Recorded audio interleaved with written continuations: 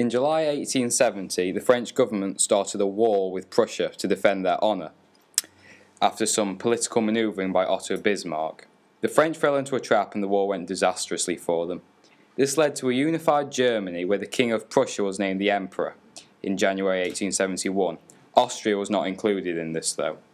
Germany went from a collection of weak states to a major power where their economy grew drastically. It also led to a change in military tactics and the increased use of railways. This upset the balance of power in Europe, where Russia and Germany were now the only major military powers. Italy also occupied Rome from France. This led to a new system of power where Germany was to play a larger role, and France was left weakened but wanting revenge.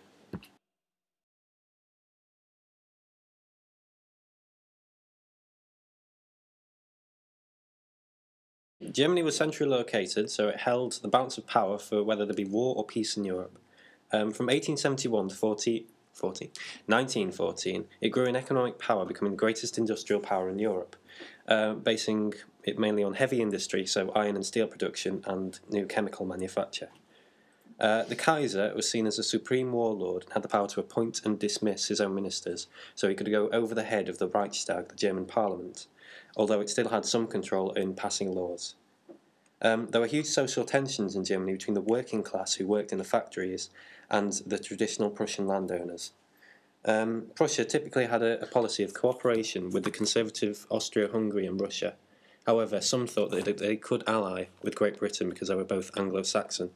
Their diplomacy tended to alienate other countries and was confusing and quite threatening.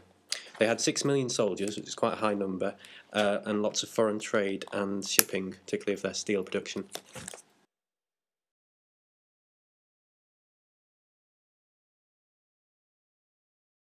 In 1890, the population of Austria-Hungary was 42 million, and by 1914 the population was 52 million. The steel output increased by 2 million tonnes between 1890 and 1914. Austria-Hungary was ethnically diverse. It had 11 nationalities and 15 different spoken languages. The control what the country had has spread to countries such as Slovakia, Romania, Poland and Slovenia. The country's main aim was to maintain control over the nationalistic southern Slovakians and the Serbo-Croatia alliance that dreamed of an independent Balkan kingdom. The military was weak. It had £198 million value of foreign trade and also had 3 million soldiers which were mobilised. They had multiple enemies, but Russia was their main one, as they wanted to stop the Russia having an influence in the Balkan Empire. Austria were dependent on the German support. The government was a conservative autocracy and the power minimised down to one person with ultimate power, which was Franz Joseph.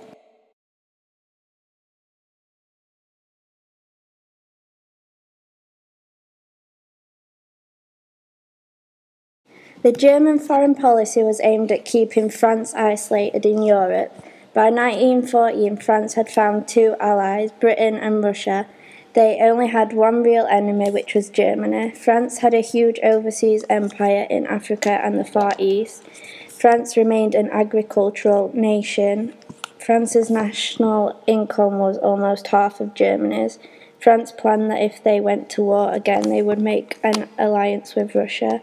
France was a very divided society. The left were anti-militarist, whilst the right were nationalistic and committed to revenge against Germany for the defeat in 1871 in the Franco-Prussian War.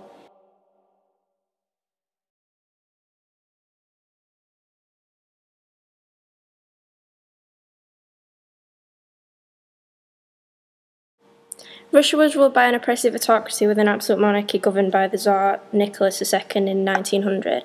It had little support from the privileged, wealthy, educated classes, but did have major support from peasants. The Tsars were ineffective rulers, but were able to resist change to their power until they were defeated in the war against Japan in 1905, and a parliament was therefore established but had little power. Russia's military power was more impressive on paper than in actuality. They had 4.4 million soldiers after mobilisation, 0.4 million tons of merchant fleet, 16 battleships, 14 cruisers and 29 submarines. The value of foreign trade was 190 million, the lowest of the five main powers in Europe. They were rapidly industrialising and were helped by their huge population of 116 million in 1890 and 170 million in 1914. However, there was a huge array of weaknesses. The economy did not get enough taxable income, and the agriculture was generally unproductive. They had huge foreign loans, making war hard to afford for Russia, and the war against Japan left Russia almost bankrupted.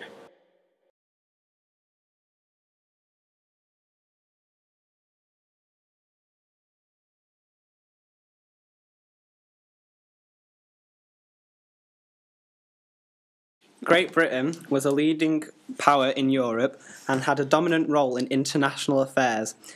They held diplomatic conferences to avoid conflict. In the 1860s, Europe's attitude was splendid isolation, and this diverted attention to the wider world, and Great Britain held great power because they were the first industrial nation.